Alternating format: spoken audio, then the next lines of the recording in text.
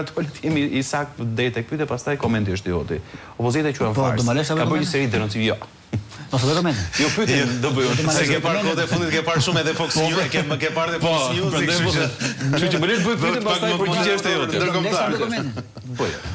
Edhe Rama nuk ka thënë që nuk janë farsë. Ke parë Rama deri në këtë moment të flasë për zgjedhjet?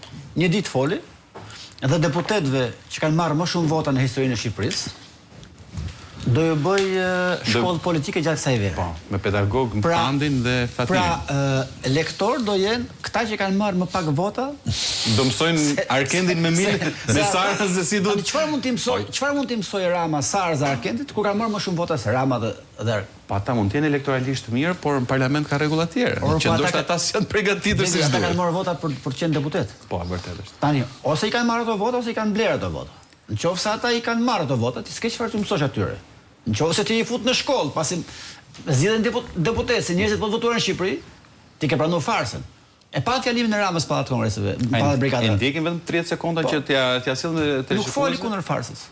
Sa 30 deputet nga Krimi me demek po bën të ironi. Por momentin që ti hap shkollë politike, ti mësosh se ç'është politika, deputetët më të votuar në Shqipëri, në historinë e Shqipërisë, ti ke pranuar farsën. Një lloj pranimi është në fakt me të thënë drejtën. Ndjekim pak insertin numër 4, i cili ishte një paralajmërim ose një mesazh i parë që erdhi deputetët më njëherë pas përfundimit të zgjedhjeve, një takim i cili në fakt kishte edhe shumë simbolika, mund të diskutojmë një takim që zoti Rama si asnjëherë tjetër vendosi ta thrasë dhe ta bëjë në atë që është pallati mbretëror.